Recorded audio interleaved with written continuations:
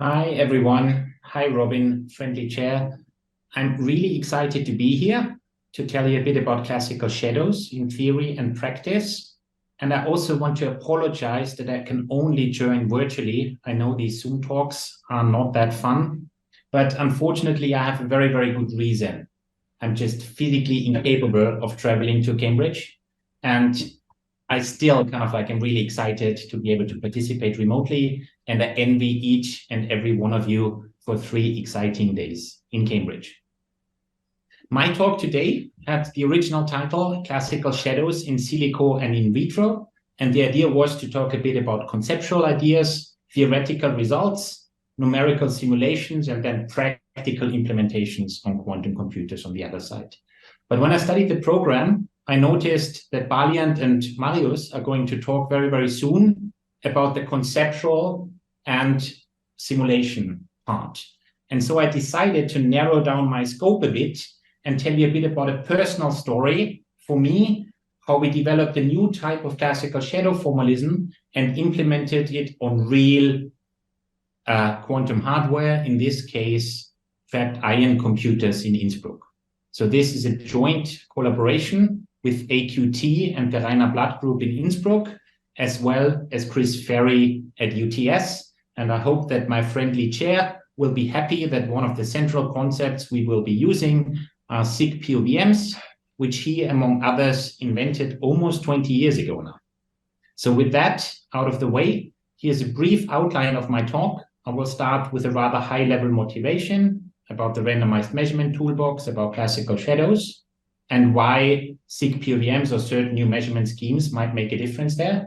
Then I'll tell you about the results, and they will include both a theoretical rigorous performance guarantee part, this is what I used to do, as well as actual plots from an ion trap quantum computer that show that this approach really works, and it works very, very quickly.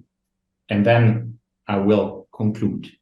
Okay, so here is one of my main motivations why I care about randomized measurements, classical shadows, and the like. And the idea is that quantum computers are growing and they're becoming more and more complex. So we shouldn't and we can't view them in isolation. Every quantum device we're using today is really a hybrid device with a classical part. Formerly, this was maybe an experimental physicist. Now it's often a high-performance computer, as well as a quantum part that is controlled by the classical agent. And if you want to wire a classical computer and a quantum computer together as 2 processing units, we have to somehow convey information, transmit information from the classical macroscopic stage to the quantum stage and vice versa. And I guess all of you already know very, very well that this can incur information transmission bottlenecks. So on a high level, if you want to send instructions from the macroscopical realm onto the quantum computer, this is a bit related to quantum software. How do we compile a certain unitary, for instance? But also, which is a bit more subtle, what types of oracles, query oracles for our quantum algorithms we allow. So this is one route of the transmission problem. And the other route on which I want to focus today is what I call the readout problem. When a quantum computer executes a unitary evolution, for instance, a quantum computation, then the final result is not bit strings. It's correlations between the individual qubits. And we cannot access them directly because of the laws of quantum mechanics. There might be superposition, there might be entanglement. And whenever we perform a measurement, collapse of the wave function tells us that we get a random bit string as an outcome, but the quantum state itself, the correlations are also destroyed. So if you want to take a new shot, we have to rerun the entire procedure. And so if we want to get statistical information about outcomes of a quantum computation, we have to do this entire quantum computation over and over again in order to generate sufficiently many shots for us to discern what the quantum computer actually computed. And in the near-term realm, like the NISQ era, this can be an actual bottleneck for scaling up to larger and larger system sizes. Because the more qubits you have, if you don't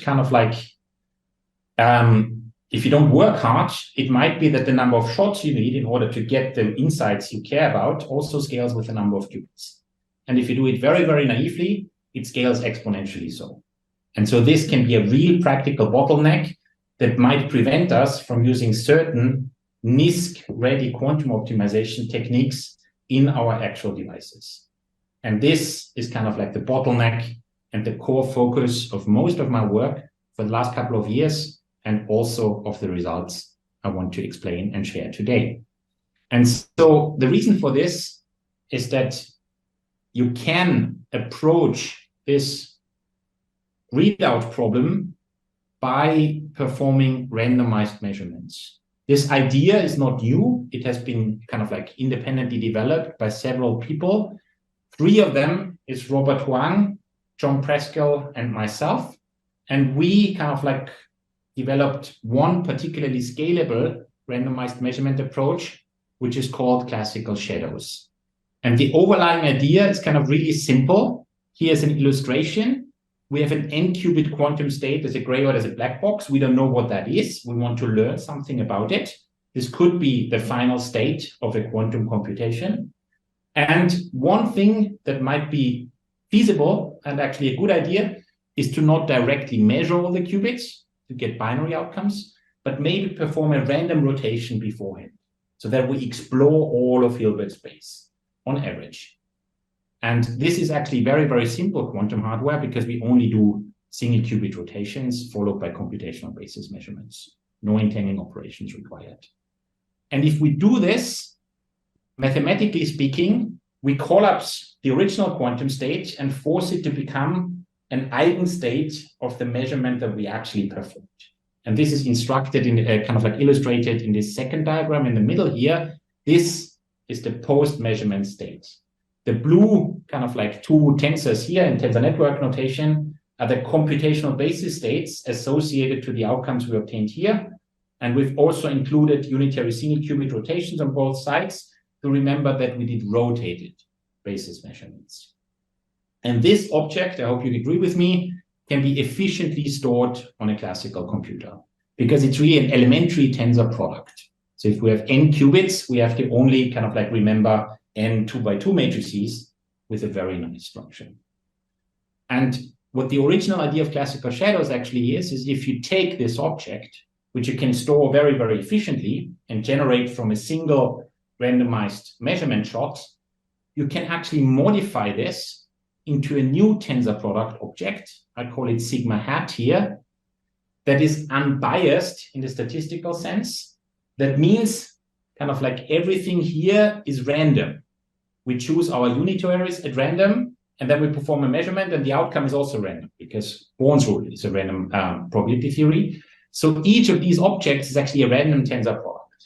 And if I kind of like modify them slightly, each of these individual tensor factors, I get a new tensor product that mathematically corresponds to a random object, but which now by construction reproduces the original black box state we started out with on average. Meaning that if I were to repeat this procedure many, many times and took the average of all these tensor products, I'm guaranteed to get this original density matrix of the n-qubit state, regardless how correlated this is. Okay? And this is basically just the very essence of Monte Carlo estimation in big data. Because once you have such simple objects that converge to the true, maybe complicated object, if I take sufficiently many samples and average, I can also do that here in order to kind of like estimate properties of the unknown density matrix directly. Like a classical example would be an observable, which mathematically corresponds to the trace inner product of the unknown quantum state with an observable, and I can now approximate this with an empirical average over individual shots. And what is nice about this approach is that this is a linear estimation scheme, and I can actually do it in a streaming fashion. I can use my quantum computer to generate these random tensor products over and over again. And as soon as I get one of those, I can update my Monte Carlo estimator. And so kind of like this is a streaming algorithms where my estimators become better and better. the more shots I take. And so we really don't lose any computing time by first maybe just doing the measurements, letting the quantum computer run many times, and then getting like summary parameters that we use for the classical processing. And once you're at this stage, you can also do that in parallel and do Monte Carlo estimations for many different properties at the same time, again, in a streaming fashion.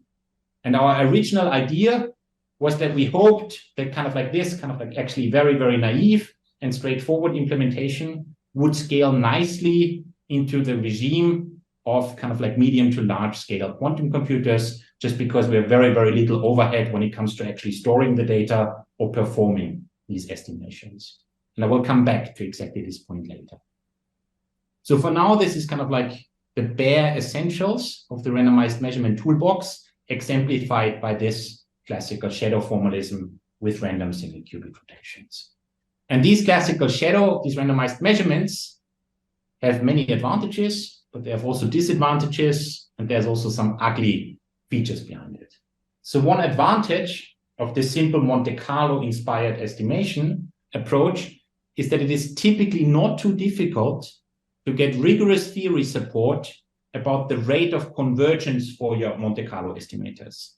For example, if you can rigorously prove that the number of shots, experimental runs for Monte Carlo samples only has to scale exponentially in the subsystem size of the observables you care about, and you don't kind of like see the dependence on the total number of qubits.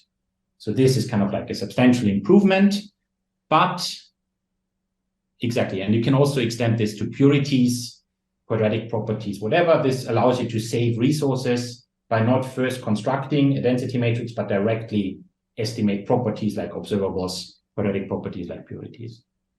But this is not one approach to rule them all. You can also, there's also implicit restrictions to, in this case, local observables. If you cook up a nasty general n-qubit observable that maybe asks for very complicated entangling features of the quantum state, then you can rigorously prove that an exponential scaling in the number of qubits is still unavoidable. So these classical shadows are good because they are fast and cheap, and we can actually prove that they work very, very well for localized properties. But if we kind of like go to nasty arbitrary global properties, we will still have to pay an exponential factor somewhere. And this last thing I want to talk about is kind of like the ugly. And this is kind of like a not so nice property of the original classical shadow formalism, maybe, that these randomized measurements, they are designed to be good on average, but for every concrete observable we can think about, it's essentially never ideal. Think about, you want to estimate a certain Pauli string, and then I tell you just choose a Pauli basis uniformly at random.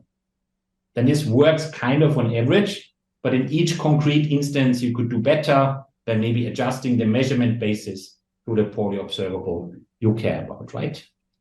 And also, this is a practical concern for some hardware platforms. If you really want to execute the classical shadow formalism properly, you have to perform different randomized single qubit rotations for each shot you're taking. And this can be nasty because it means that you have to recalibrate your quantum circuit for each individual shot. And this can incur additional errors as well as time overhead when you really want to do that in a streaming fashion, a lot of times in quick succession. Okay, and my talk today addresses precisely these ugly features of randomized measurements. And we are going to de-randomize them by replacing a randomized single qubit measurements by deterministic but non-orthogonal measurement. And here's kind of like the first step. If we just look at a single qubit, then what the randomized measurement toolbox tells you is if you want to predict properties of that, you can first perform a random unitary rotation, identity Hadamard or S times Hadamard, which gives kind of like transforms in one of the three axes on the Bloch sphere. And then you perform a single qubit measurement, and then you do that many, many times again, and you will converge to the true state. But you can see that already for a single qubit, in order to execute this, we need three potential measurement settings: poly Z basis, poly X basis, and poly Y basis. Now, this is not the only way to extract tomographic information from a qubit, as Robin, Joe, and Carl Caves, for instance, showed almost 20 years ago. You could also do a single measurement setting that is tomographically complete, but the price you're paying is that it cannot be orthogonal. And the SIG-POVM, or equiangular tight frame on the right-hand side, is one of the nicest configurations that achieves that. You can see it is kind of like, it is not a basis measurement. It is kind of like 4 pure states, but rescaled, viewed as projectors, that when you add them all up, they form a projective measurement.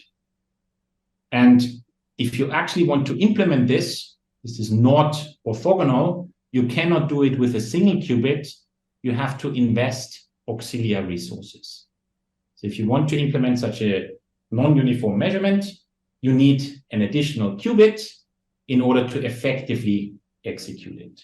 And I think it's kind of like a nice kind of like pen and paper exercise to show that if you want to get this particular measurement, you can efficiently realize it by starting with a T state and performing a Bell type measurement circuit. This will give you 2 outcome bits that will label these 4 POVM outcomes for the SIG-POVM. So if we scale this up to n qubits, we can see that the discrepancies between the 2 approaches become much more pronounced. If you have n qubits and I do these random poly measurements, then I really have 3 to the n different measurement settings. 3 measurement settings for each qubits, and all combinations are allowed. And on the other side, and this is the interesting thing, is if I were to implement the SIG-POVM for each qubit, I would still only have a single measurement setting for all n qubits. There's no need for randomness. The downside is that for each of these single qubit SIG-POVM measurements, it seems that I have to invest an auxiliary qubit in order to execute that type of measurement. And so this would require n auxiliary qubits.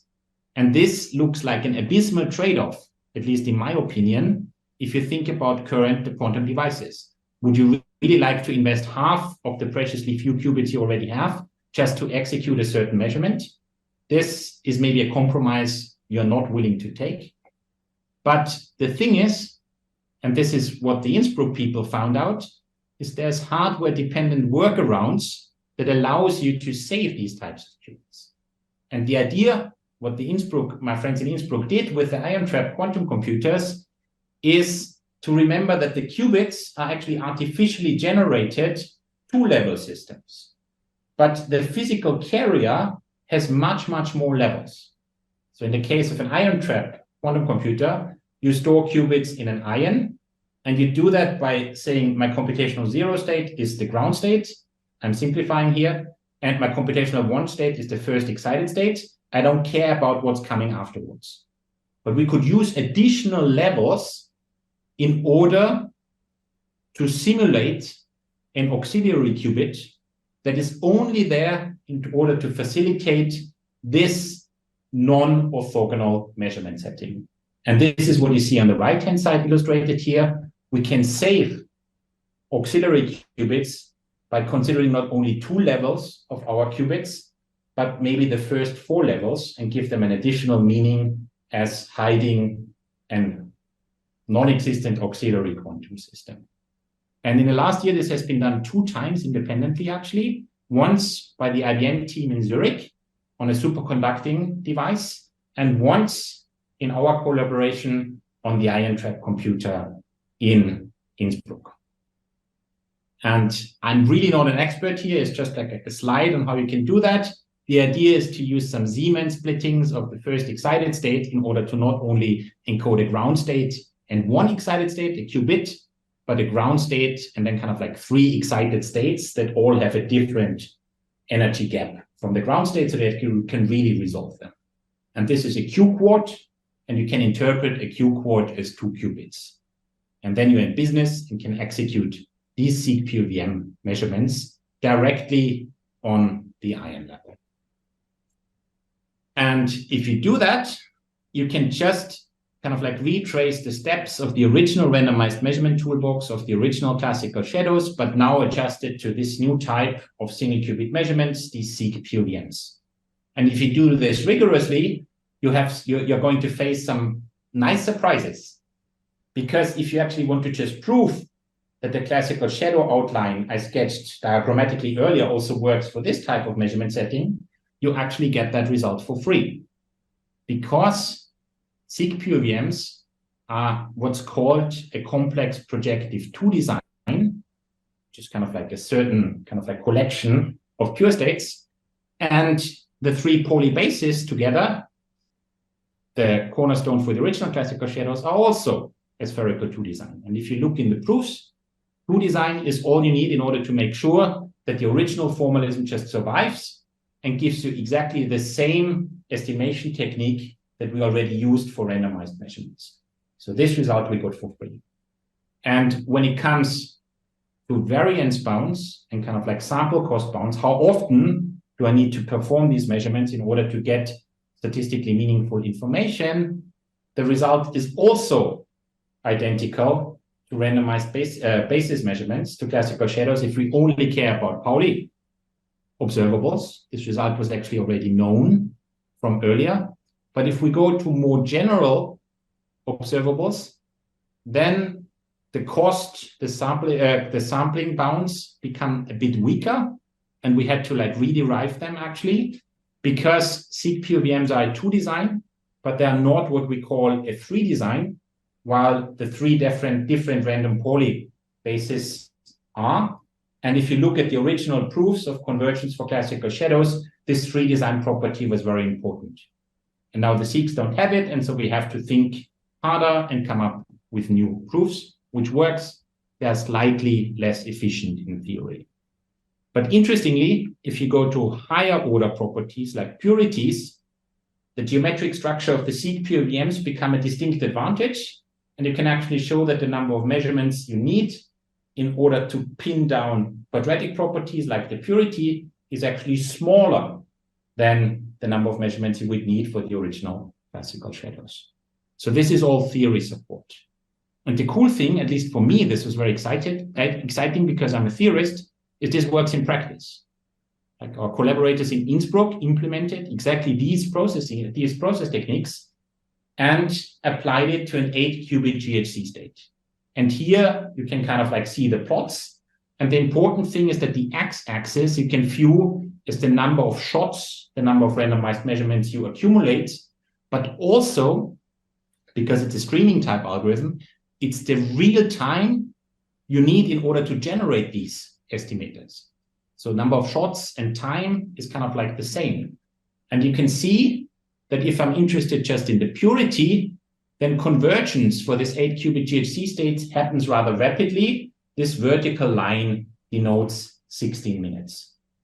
And the same is true if you're interested in global fidelity with the actual GHZ state of the state generated in the lab. It also converges very, very quickly in practice. And after 16 minutes, you're fully done. And the same is true if you want to analyze the entanglement properties. Then we can, for example, look at bipartitions and Rayleigh entropies.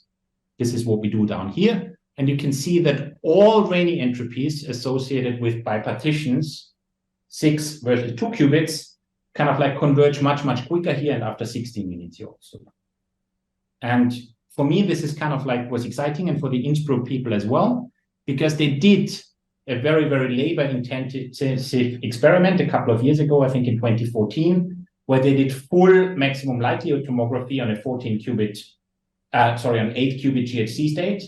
And back then, it took them 1 day of measurement and almost a week of classical post-processing to get this 8-qubit density matrix. And here, we do something weaker. We don't offer a density matrix, but we offer features of it, like the overall purity, the overall fidelity, and all subsystem Rayleigh entanglement entropies. But we can do it in real time in only 16 minutes. And for me, this was very, very exciting. And with that, I'm actually done. I'm ready to wrap up. Kind of like what I told you about today. is I gave you maybe a very, very high level introduction to the randomized measurement paradigm and why it can be useful. Then I pointed out some kind of like annoying flaws, like these single shots need different types of randomized measurements in order for the theory to work out. And I also offered you kind of like one workaround, and it's based on the beautiful concept of seq POVMs, symmetric information complete positive operator valued measures that are non-orthogonal tomographically complete single qubit measurements. And we could implement these types of measurements by using additional energy levels in ions to implement them without needing any auxiliary qubits. And that gives you one measurement setting, the same procedure for each qubit, that has essentially the same power as the original randomized measurement toolbox with single qubit unitaries. And in order to maybe convey my excitement, while we start the questions, I will fire up a short video to show you what this actually looks like. Thank you.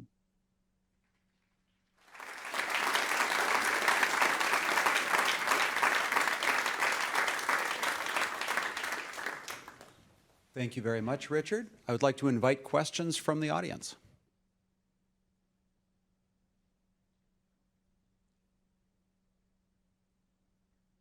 So here you can see kind of like in real time how we take shots. Each point is an accumulation of 1,000 shots on the actual quantum computer. And this is basically the lead PhD student on his desktop looking at how all the different estimators he's directly producing from his seq POVM measurements converge on the same scale.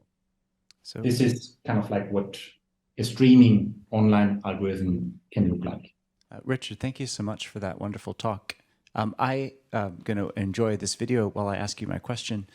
And in particular, one of the things in some of your earlier work looking at Polly versus Clifford, indicated some very interesting things that are better for Clifford. I'm curious if you could comment about higher dimensional seq POVMs and opportunities in that space.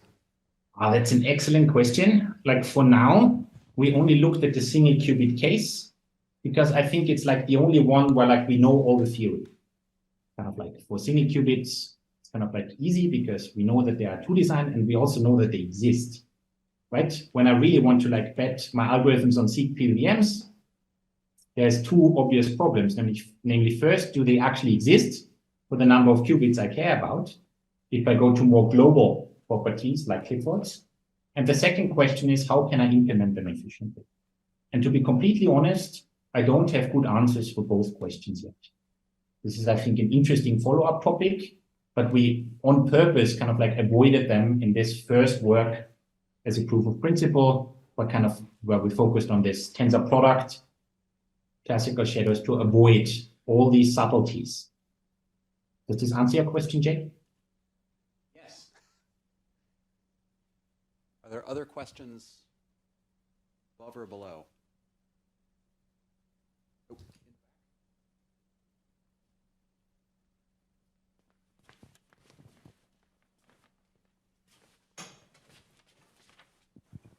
Hi, Richard. Thank you so much. Excellent presentation, lovely style and great pedagogy. Two questions. One is for the hardware point, for this bonus of accessing the extra levels and giving extra qubits. Someone might come back and say, well, you should count those extra qubits as extra qubits. So why aren't you using them for computation? And my answer would be, because you've changed the connectivity. These are qubits connected, extra qubits connected only to one qubit. So and then are there any other points, like maybe the laser operations for seq POVMs are less noisy or something? No, I think this is, if I can be completely blunt here, I think the longer I think about it, the more arbitrary it seems to me while we actually think in qubits. I think this might be kind of like just the thing of like trying to construct a quantum computer on qubits could itself be challenged, right? Kind of like we could think about qubits and q-quarts and kind of like go up like this. And I think this makes perfect sense. And I think we should be doing that, especially now in the NISQ era, where the number of qubits we can control is rather small. Because asymptotically, it doesn't matter if we're encoding binary information or ternary or quaternary, but you need an overhead, right? If I have 20 quantum objects, then it makes a difference whether they are qubits or q-quarts. We should probably speak to hardware people, because I'm guessing there's something to do with the type of laser that you shine at the other levels, and so it's not ideal. You won't have complete computational power on the extra qubits. My main question then is, so you talked about the good, the bad, the ugly. The bad scaling makes me think to ask, does that mean, I mean, in practice, so algorithms out there, I don't know, Grover search, whatever, or practical algorithms, how many can be written in the forms that benefit from classical shadows? Okay, Grover and Shor are kind of like interesting special cases, because kind of like these are like the early big quantum algorithms. And if you look at them closely, especially at Shor, then you will realize that most of the complexity of the algorithm is actually not to generate the quantum solution, but to ensure that you can efficiently extract the factors. This is like the hidden subgroup problem, and like the last part of Shor's algorithm, right? So what Grover and Shor did is they were very, very aware of this information transmission bottleneck, and they already developed optimized solutions for their individual algorithms. So this is already built in. And so if you replace that with randomized measurements, like the one that I'm proposing here, you would do something very, very non-optimal, because you replace an optimized readout strategy with something that is generic and designed to work on average. This situation changes, however, if you look at these more near-term algorithms, like VQEs, for instance. They don't have this tailor-made readout procedure that guarantees that you efficiently extract these properties. And I think this is where the randomized measurements are really can make the most difference. I wouldn't use them for Grover or Shor. They have better methods built in already. Did that answer your question? Yeah, but even in the VQE case, don't you have cases where you have large observables, so not single Pauli, but many. Sure. Yeah. So and then you should develop a different type of randomized measurement, like go to shallow quantum circuits. There's exciting research being done right now. So kind of like, I think these randomized measurements that I was talking about is kind of like a base case of something that always works kind of, and it's kind of like very, very cheap and optimized to do all the time. But if you look at individual problems in more detail, I think you will almost always find a more specialized approach that is better. Thank you so much. Thank you.